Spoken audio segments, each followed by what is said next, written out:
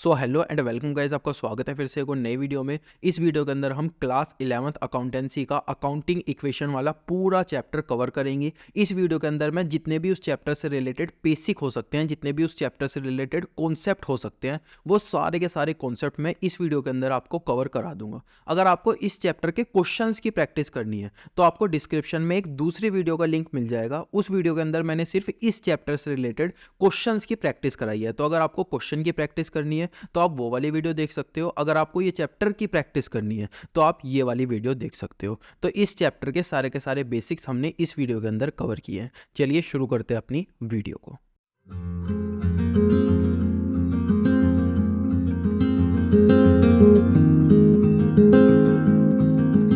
तो स्टार्ट करते हैं अपने चैप्टर को, अकाउंटिंग इक्वेशन। सबसे पहले देखते हैं अकाउंटिंग इक्वेशन का मतलब क्या होता है।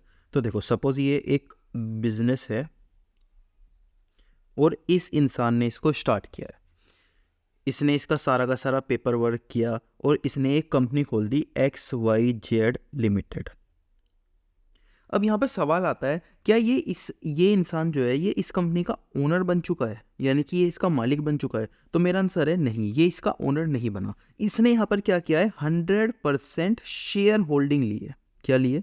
शेयर होल्डिंग लिए, ठीक है। तो इस कंपनी का कोई मालिक है? नहीं, इसका कोई भी मालिक नहीं है। ये जो कंपनी है ये अलग है और ये जो पर्सन है ये अलग है। सपोज ये अपनी शेयर होल्डिंग जो है इसकी ये वाली जो शेयर होल्डिंग है ये कल को ये सेल कर देता है, तो क्या होगा, जो नया पर्सन आएगा वो यहाँ पे शेयर होल्डिंग होल्ड करने लगेगा, लेकिन इस कंपनी का कोई मालिक नहीं बनेगा। इसीलिए जब भी कोई इंसान एक कंपनी को खोलता है तो वो उस कंपनी को एक अलग आइडेंटिटी दे देता है, आर्टिफिशियल लीगल पर्सन बोल देता है। जैसे कि सपोज कोई इंसान है, यहाँ पर एक इंसान है और यहाँ पर एक इंसान है, इसने इसको कुछ पैसे दे दिए, तो क्या ये इसका मालिक बन गया? मालिक नहीं बना, इसने सिर्फ इसको कुछ पैसे दिए हैं। इसी तरीके से इस इंसान ने भी इस कंपनी को सिर्फ खोला है, ये इसका मालिक नहीं बना। इस कंपनी के अंदर काम किसके हिसाब से होगा? ऑफ कोर्स इसके हिसाब से होगा, इस वाले पर्सन के। क्यों? क्योंकि इसने 100% शेयर होल्डिंग होल्ड की हुई है। जब इसकी शेयर होल्डिंग 50% हो जाएगी तो दूसरे लोगों के हिसाब से काम होने लगेगा। जब ये 100% होल्डिंग अपनी बेच देगा तो किसी और के हिसाब से काम होने लगेगा। लेकिन किसके हिसाब से होगा? जिसके पास ये वाली शेयर होल्डिंग रहेगी 100%, 50%, 10%, उस हिसाब से काम होने लगेगा। तो हमने क्या सीखा, ये जो कंपनी है और ये जो इंसान है ये दोनों अलग है। यहाँ पर कोई ओनर वाला रिलेशन नहीं है, ये इंसान इसका ओनर नहीं है। ये क्या है, सिर्फ इसने यहाँ पर शेयर होल्डिंग होल्ड की हुई है, ठीक है। अभी जब इस इंसान ने कंपनी को स्टार्ट किया होगा तो इसने इसके अंदर कुछ पैसे लगाए होंगे, ऑफ कोर्स। जब इस पर्सन ने इस वाली कंपनी को स्टार्ट किया होगा तो इसने क्या किया होगा, यहाँ पर कुछ पैसे दिए होंगे। उस पैसे को हम क्या बोलते हैं? सपोज इस पर्सन ने यहाँ पर कुछ पैसे दिए हैं, उस पैसे को हम बोलते हैं कैपिटल।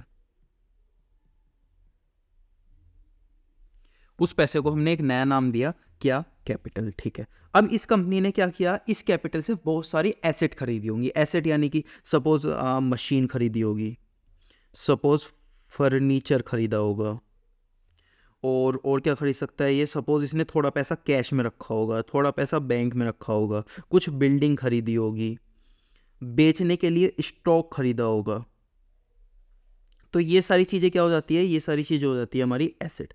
एसेट का मतलब क्या होता है? एसेट का मतलब होता है वो चीज़ें जो कि फ्यूचर में हमको पैसा देने वाली है। वो चीज़ें जो कि फ्यूचर में हमको पैसा देने वाली है, जैसे कि मशीन हमें फ्यूचर में पैसा देगी, और नहीं देगी तो हम मशीन को बेच के पैसा निकाल सकते हैं। फर्नीचर के साथ भी हम ऐसा कर सकते हैं। कैश, बैंक तो खुद में ही एक पैसा है। बिल्डिंग, स्टॉक, इन सब चीज़ों के साथ हम क्या कर सकते हैं, फ्यूचर में ये सब क्या करेंगे, हमको मिलकर पैसा देंगे, ठीक है। इसके बाद कंपनी के पास ना कुछ चीज़ें और आ जाएगी, जैसे कंपनी को किसी से लोन लेना पड़ सकता है। किसको? कंपनी को। ये पर्सन कुछ नहीं कर रहा, इसने तो सिर्फ एक बार ये वाली कैपिटल दे दी। अब सब कुछ क्या कर रही है, कंपनी कर रही है। कंपनी को किसी से लोन लेना पड़ सकता है, ऑफ कोर्स लेना पड़ सकता है। कंपनी को किसी से उधार पे माल लेना पड़ सकता है, उसको हम क्या बोलते हैं, क्रेडिटर बोलते हैं। अगर सपोज किसी ने किसी से उधार लिया है तो वो उसको क्या बन जाता है, क्रेडिटर बन जाता है। तो मैं बोल सकता हूँ कि मुझे क्रेडिटर को अपने पैसे देने होते हैं, यानी कि मैं उधार पे माल ले सकता हूँ, और भी बहुत सारी चीजें मैं कर सकता हूँ। इसको हम क्या बोल देते हैं, इसको हम बोलते हैं लायबिलिटीज।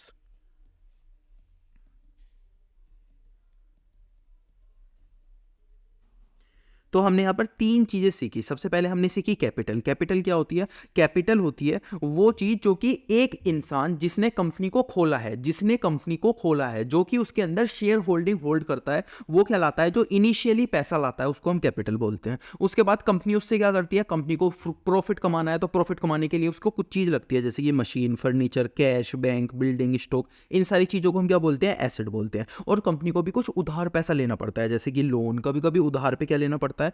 उधार पे माल लेना पड़ता है, उसको हम क्या बोलते हैं? क्रेडिटर। तो जिस पे कंपनी को पैसा देना है उसको हम बोलते हैं लाइबिलिटी, और जिस पे कंपनी को पैसा आएगा उसको हम बोलते हैं एसेट। तो मैं यहां पर ये बोल सकता हूं कि ये जो हमारे एसेट होते हैं, जो हमारे टोटल एसेट होते हैं, इक्वल टू, क्या ये लाइबिलिटीज के इक्वल होते हैं? ये जो हमारे टोटल एसेट होते हैं, क्या ये लाइबिलिटीज के इक्वल होते हैं? और लाइबिलिटीज प्लस जो भी आपने कैपिटल ली है। देखो कंपनी क्या कर सकती है ना, कंपनी के पास कुछ पैसा आएगा, ठीक है, 1 सेकेंड। तो ये क्या बन जाती है? हमारी एक इक्वेशन बन जाती है। फिर से इस इक्वेशन को समझ लो। कंपनी के पास पैसा आएगा, कहाँ से आएगा? जो इंसान स्टार्टिंग में आया था, इसने क्या दिया था? पैसा दिया था, तो वो पैसा आएगा। अब ये जो इंसान है, ये क्या ये कंपनी से पैसा वापस मांग सकता है? हाँ बिल्कुल मांग सकता है। तो ये भी क्या हो गई? एक लाइबिलिटी हो गई कंपनी के लिए। और दूसरी लाइबिलिटीज कौन सी हो गई? ये वाली हो गई। और दूसरी तरफ क्या हो गई? एसेट हो गई। तो हमेशा तो हमारी टोटल एसेट होगी वो लाइबिलिटी प्लस कैपिटल के इक्वल होगी। क्या होगी? लाइबिलिटी प्लस कैपिटल के इक्वल होगी। इस लाइबिलिटी को हम एक और नाम दे देते हैं, क्या? इस लाइबिलिटी को हम एक और नाम दे देते हैं एक्सटर्नल लाइबिलिटीज। एक्सटर्नल लाइबिलिटीज हमने नाम क्यों दिया भाई? देखो ये वाली जो लाइबिलिटी है ये हमें कहाँ पे करनी है? बाहर वाले लोगों को पे करनी है। और ये वाली कैपिटल हमें कैसे करनी है? अंदर वाले इंसान को। अंदर वाला इंसान कौन है? जिसने इसको खोला था, वो कौन सा हो गया? अंदर वाला। और बाहर वाला लाइबिलिटीज कौन सी हो गई? ये वाली। तो इसको हमने एक और नाम दे दिया, क्या? External liability. तो ये क्या बन गई? हमारी अकाउंटिंग इक्वेशन। इस अकाउंटिंग इक्वेशन के बारे में हम बात कर रहे थे। देखो वैसे तो ये जो अकाउंटिंग आपका सब्जेक्ट है ये बहुत ज़्यादा बड़ा है, बहुत ज़्यादा वाइड है, बहुत सारी चीज़ें इसके अंदर आती है। पर यूनिवर्सल एक्सेप्टेंस क्या है इसकी? कि यूनिवर्सल चीज़ ये है कि जो आपकी एसेट है वो लाइबिलिटी प्लस कैपिटल होगी हर केस में। चाहे आप कोई सा भी चैप्टर पढ़ो, चाहे कितना हार्ड चैप्टर पढ़ो, चाहे कोई सी भी डिग्री करो, ये चीज़ आपको हमेशा याद रखनी है, क्या? Total asset equal to liability plus capital. Capital यानी कि जो पैसा स्टार्टिंग में लिया था, लाइबिलिटी यानी कि जो कंपनी ने उधार पैसा लिया है, और एसेट यानी कि जिससे कंपनी फ्यूचर में पैसा कमाने वाली है। और लाइबिलिटी का एक और नाम होता है, क्या? External liability. ठीक है, अब देखते हैं हमारी जो अकाउंटिंग इक्वेशन है ये किस किस चीज में काम आती है। सबसे पहले मैं यहां पे लिखता हूं बिजनेस स्टार्ट विथ ₹10,000। अब इससे आपको क्या समझ में आता है? इससे हमें समझ में आता है कि ये बिजनेस है, इस बंदे ने इस बिजनेस को बनाया है, और इसने इनिशियली इसको कुछ पैसा दिया है जिसको हमने कैपिटल बोला है। तो ये लाइन क्या बोलती है? ये लाइन बोलती है कि इस बंदे ने इस बिजनेस को स्टार्ट किया है कितने रुपए से? 10,000 रुपए से। तो अब मेरे को बताओ कि ये जो हमारी asset equal to capital plus liabilities, जो ये हमारी इक्वेशन थी, इसके अंदर हमें क्या क्या चेंजेस करने पड़ेंगे? सबसे पहले तो कंपनी के अंदर क्या आई है? 10,000 रुपए की कैपिटल आई है, तो हम यहाँ पर 10,000 रुपए ऐड कर देंगे, ठीक है। उसके बाद कंपनी के अंदर क्या आया है? सबसे पहले तो कंपनी के अंदर कैपिटल आई है, कितने की? 10,000 रुपए की। ओके, यहाँ पे मैंने लिख दिया 10,000 रुपये, ठीक है। उसके बाद कंपनी के पास क्या आया है? कंपनी के पास कैसे फॉर्म में कैपिटल आई है? कैश के फॉर्म में कैपिटल आई होगी, पैसे दिए होंगे उन्होंने। तो यहाँ पर हम क्या लिखेंगे? एसेट की साइड लिखेंगे कैश। कैश क्या होता है? एक एसेट होता है, हमने ऊपर ही देखा था। कैश क्या होता है? एसेट होता है। तो हम यहाँ पे क्या लिखेंगे? कैश। कितने लिखेंगे? 10,000 रुपये आई है तो 10,000 रुपये लिखेंगे।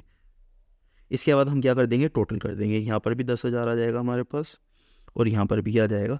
10,000 आ जाएगा। तो आप यहाँ पर क्या देख रहे हो? ये जो total asset plus liability side तो खाली है, तो यहाँ पर तो बिल्कुल जीरो आएगा। तो हमने यहाँ पे क्या देखा? यहाँ पर प्लस अगर मैं लाइबिलिटी करूँगा तो जीरो आएगा, लाइबिलिटी में तो कुछ भी चेंज आया नहीं है। तो हमने क्या देखा? यहाँ पर 10,000 इक्वल टू 10,000 आ गए, और ये हमेशा हमारा क्या आएगा? इक्वल आएगा। तो ये तो हो गई बिजनेस जब स्टार्ट करते हैं जब की बात। और देखते हैं, सपोज बिजनेस स्टार्ट करने के बाद इन्होंने परचेज किया क्या? Furniture. Purchase furniture of ₹5,000 in cash. इन्होंने फर्नीचर परचेज किया है किस में, कैश में। इन्होंने फर्नीचर को परचेज किया है 50,000 के इन कैश। तो हम फिर से देखते हैं हमारी जो asset equal to capital plus liability वाली इक्वेशन है, इसके अंदर हमें क्या क्या चेंजेस करने होंगे।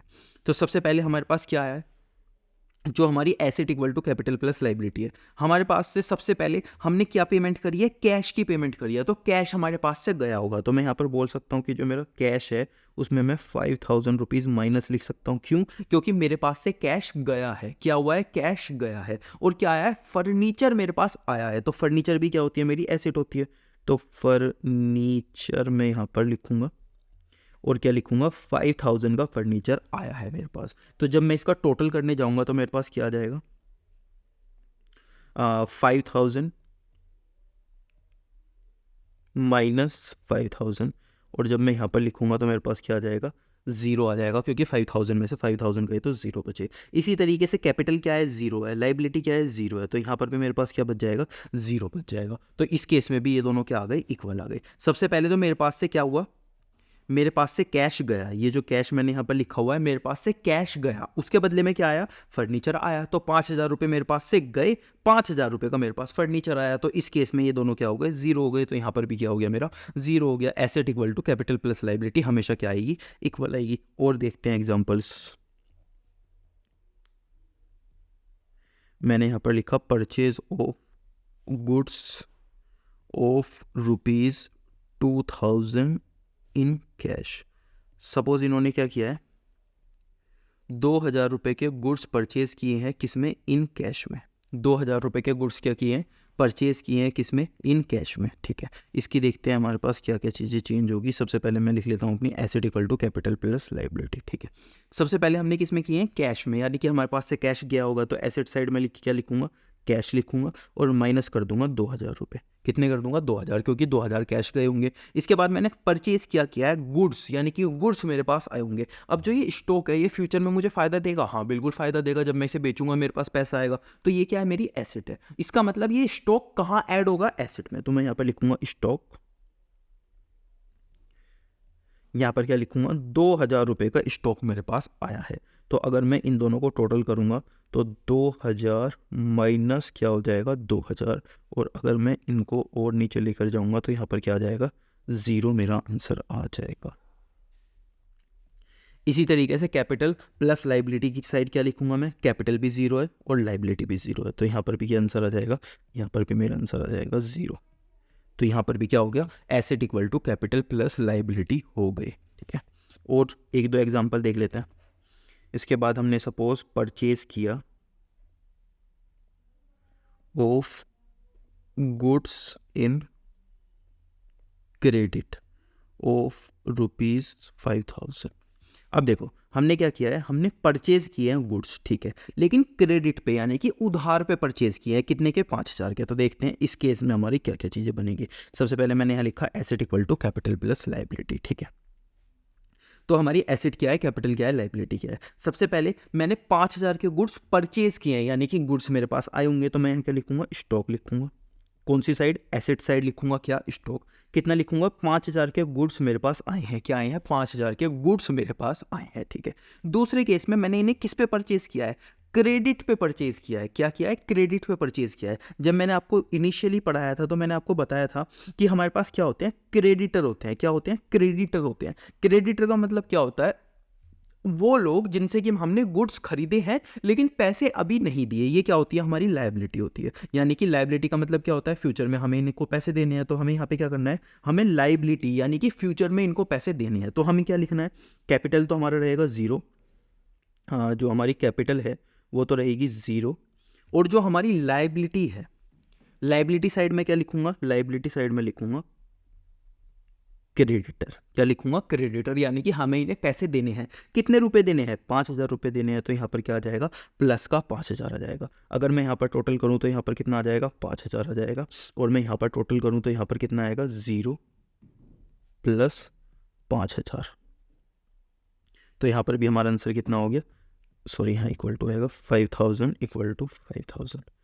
तो यहाँ पर हमारी क्या आ गई, asset equal to capital plus liability, ये वाली asset equal to capital plus liability, asset equal to capital plus liability. तो इस तरीके से हमारी क्या आ जाती है, ये भी इक्वल आ जाती है। एक लास्ट एग्जांपल और देख लेते हैं। Sale of goods amounting ₹5,000 in ₹10,000 for cash. हमने क्या किया है, हमारे पास कुछ गुड्स थे, हमारे पास क्या थे, कुछ गुड्स थे, ठीक है, हमने उनको सेल कर दिया। गुड्स कितने के थे, 5,000 के गुड्स थे, लेकिन हमने सेल कितने में किया है, 10,000 में। हम जब भी तो प्रॉफिट कमाएंगे, आप सिंपल समझो, हमारे पास 5,000 के गुड्स थे, यानी कि हमने खरीदे थे 5,000 में, हमने सेल किए हैं 10,000 में। किस में, कैश में। हमने खरीदे थे 5,000 में, हमने सेल किए हैं 10,000 में। तो हम यहाँ पर क्या क्या चीज़ें करेंगे, सबसे पहले तो हमारे पास से स्टॉक माइनस हो जाएगा, तो मैं एसेट साइड लिखता हूँ स्टॉक। स्टॉक मेरे पास से गया है ना, तो मैं क्या करूंगा, 5,000 माइनस कर दूंगा, ठीक है। इसके बाद मैंने किस में किया है, कैश में, कैश में सेल किया है, तो मेरे पास क्या आ जाएगा, कैश आ जाएगा। तो मैं यहाँ पर लिखूंगा कैश, और यहाँ पर लिखूंगा 10,000 रुपीज़। क्यों 10,000 रुपीज़ लिखूंगा, क्योंकि मेरे पास टोटल रुपए आए कितने हैं, 5,000 के तो गुड्स थे जो मैंने यहाँ पर माइनस किए। मेरे पास गुड्स कितने के थे, 5,000 के, तो 5,000 मैंने माइनस कर दिया। लेकिन मेरे पास, अगर मैं आपको बताऊं कि मेरे पास कैश आया कितना है, तो 10,000 रुपये आए हैं, क्योंकि मैंने 5,000 के 10,000 में सेल किए हैं। तो यहाँ पर क्या आ गया, मेरे पास कैश आ गया 10,000 रुपये। अब मेरे को एक बात बताओ, मेरे पास 10,000 के गुड्स थे, 10,000 में मैंने सेल किया, 5,000 के गुड्स थे, तो 5,000 हमारा क्या हो गया, प्रॉफिट हो गया। अब ये प्रॉफिट किसके पास जाना चाहिए यार, सिंपल सी बात है, अगर ये वाला जो इंसान है, इसने कंपनी को स्टार्ट किया है, इस वाले इंसान ने स्टार्ट किया है इस कंपनी को, तो क्यों स्टार्ट किया होगा, फॉर प्रॉफिट, प्रॉफिट के लिए ही तो स्टार्ट किया होगा। तो हम ये वाला प्रॉफिट किसको दे देते हैं, ओनर को नहीं देते, शेयर होल्डर को दे देते हैं। शेयर होल्डर कौन सा होता है, जो कि हमारे क्या देता है, कंपनी को स्टार्टिंग देता है, यानी कि कंपनी को स्टार्ट करता है। भाई इसको ही तो सारा पैसा मिलना चाहिए, अगर इसने इतना एफर्ट लिया है तो इसको ही सारा पैसा मिलेगा। किसको, ये जो बंदा था जिसने कि स्टार्टिंग में एफर्ट दिया था। अब हम इसे देने के लिए क्या करते हैं, इसकी कैपिटल में ऐड कर देते हैं, प्रॉफिट को कैपिटल में ऐड कर देते हैं, और लॉस को प्रॉफिट में से, कैपिटल में से माइनस कर देते हैं। तो प्रॉफिट को हम क्या करेंगे, कैपिटल में ऐड कर देंगे। तो यहाँ पर हम क्या लिखेंगे, कैपिटल लिखेंगे, और क्या कर देंगे, 5,000 रुपये के प्रॉफिट को हम ऐड कर देंगे। इसी तरीके से लाइबिलिटी साइड कुछ आएगा, लाइबिलिटी साइड बिल्कुल खाली रहेगी, यानी कि 0 आएगा। तो अब इनको टोटल कर लेते हैं। यहाँ पे 10,000 माइनस 5,000 कितना हो गया, 5,000 आ गया टोटल, और यहाँ पर तो 5,000 है, 5,000 प्लस 0 तो 5,000 बन जाएगा। तो यहाँ पर क्या आ गया, 5,000 इक्वल टू 5,000 हमारा आ गया, यानी कि इस बार भी हमारी क्या हो गई, टोटल एसेट इक्वल टू क्या हो गई, कैपिटल प्लस लाइबिलिटी। तो इस तरीके से हम अकाउंटिंग इक्वेशन में चीज़ों को करते हैं। और लास्ट में हमारे पास एक चीज़ और आती है, बैलेंस शीट।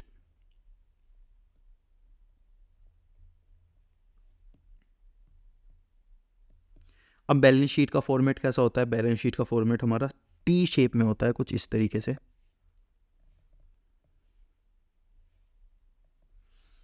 बैलेंस शीट में हम क्या करते हैं, इधर की साइड हम लिखते हैं लाइबिलिटीज,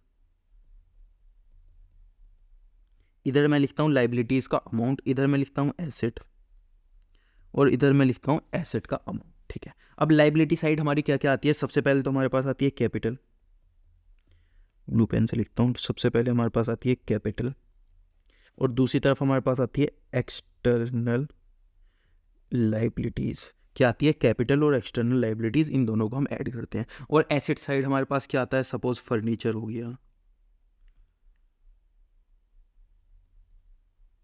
हाँ कैश हो गया, बैंक हो गया, बिल्डिंग हो गई, या डेटर हो गए। डेटर्स क्या होते हैं, डेटर्स यानी कि जिनको हम सेल करते हैं, क्या करते हैं, माल उधार पर सेल करते हैं। तो माल सेल करते हैं ऑन क्रेडिट, सेल करते हैं किस पे, क्रेडिट पे, उनको हम क्या बोलते हैं, डेटर्स बोलते हैं। इसी तरीके से एक्सटर्नल लाइबिलिटीज़ के अंदर क्या क्या आता है, सपोज हमारे पास क्रेडिटर्स आ गई। क्रेडिटर्स कौन होते हैं, क्रेडिटर्स होते हैं जिनसे हम बाय करते हैं या परचेज करते हैं, परचेज ऑन क्रेडिट, जिनसे हम उधार पर चीज़ों को परचेज करते हैं, उसको हम क्या बोलते हैं, क्रेडिटर बोलते हैं। और क्या आ सकता है, लोन आ सकता है, क्रेडिटर आ सकते हैं, हमारा लोन आ सकता है, या फिर हमने कुछ आउटस्टैंडिंग एक्सपेंसेस रखे हुए हैं। आउटस्टैंडिंग एक्सपेंसेस क्या होते हैं? वो एक्सपेंसेस जो कि हमें कर देने चाहिए थे, अभी तक हमने किए नहीं है, तो वो भी हमें क्या करने हैं, फ्यूचर में करने हैं, तो वो भी हमारी क्या हो जाती है, लाइबिलिटी हो जाती है। तो इस तरीके से हमारे पास क्या आ जाता है, ये कैपिटल आ जाती है, एक्सटर्नल लाइबिलिटी आ जाती है, और कुछ यहाँ पर आ जाता है फर्नीचर, कैश, बैंक, बिल्डिंग, और जितना भी अमाउंट होता है हम साइड में लिख देते हैं। उसके बाद हम क्या करते हैं, यहाँ पर टोटल करते हैं। यहाँ पर इस तरीके से टोटल करते हैं। मैं इन लाइंस को बढ़ा देता हूँ।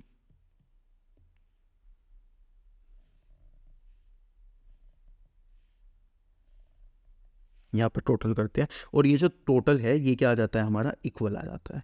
ये टोटल क्या आ जाता है, इक्वल आ जाता है। और ये कौन सी इक्वेशन को हमारी सेटिस्फाई करता है, अकाउंटिंग इक्वेशन को। अकाउंटिंग इक्वेशन के अंदर था क्या, ये जो टोटल एसेट है ये किसके इक्वल है, कैपिटल प्लस एक्सटर्नल लाइबिलिटी। इसका मतलब ये और ये दोनों अमाउंट क्या होने चाहिए, इक्वल होने चाहिए। उसको हम क्या बोलते हैं, बैलेंस शीट, यानी कि दोनों तरफ का बैलेंस क्या होना चाहिए, इक्वल होना चाहिए। ये जो हमारी टोटल एसेट है ये कैपिटल प्लस एक्सटर्नल लाइबिलिटी को मिला के हमारी क्या बन जाती है, इक्वल हो जाती है। यानी कि ये वाला अमाउंट और ये वाला अमाउंट क्या होता है, इक्वल होता है। अब हम बैलेंस शीट बनाते कैसे हैं, तो बैलेंस शीट बनाने का बहुत आसान तरीका है। देखो, बैलेंस शीट बनाने के लिए हम कहाँ से लेते हैं, कैश यहाँ से ले लेंगे, स्टॉक यहाँ से ले लेंगे, तो एसेट साइड का तो हमारा पूरा मामला हो गया। इसके बाद कैपिटल यहाँ से ले लेंगे, तो कैपिटल का भी हमारा मामला हो गया। एक्सटर्नल लाइबिलिटी हम यहाँ से ले लेंगे, इधर इधर इधर जो भी हमारी लाइबिलिटी आएंगे वो यहाँ से ले लेंगे। अब ये सारी चीज़ें देखो मैंने आपको समझा तो दी, लेकिन इतने आप क्वेश्चंस की प्रैक्टिस नहीं करोगे, इतने आपको ये चीज़ें क्लियर नहीं होगी। मैंने सारे बेसिक यहाँ पे कवर कर दिए, जितने भी आपके अकाउंटिंग इक्वेशन के बेसिक हो सकते थे, लेकिन अब जब तक आप इनके क्वेश्चंस नहीं करोगे, जब तक आपको ये चीज़ समझ नहीं आएगी। तो क्वेश्चन वाली वीडियो देख लो, उसके अंदर मैंने काफ़ी क्वेश्चंस की प्रैक्टिस कराई है, उससे आपको सारी चीज़ें समझ में आ जाएगी कि कैसे हम अकाउंटिंग इक्वेशंस बनाते हैं, और उसके बाद कैसे उसकी हेल्प से हम बैलेंस शीट बनाते हैं। तो वो वाली वीडियो जरूर देख लेना। यहाँ पर हमारे सारे के सारे बेसिक्स कवर हो गए अकाउंटिंग इक्वेशन के।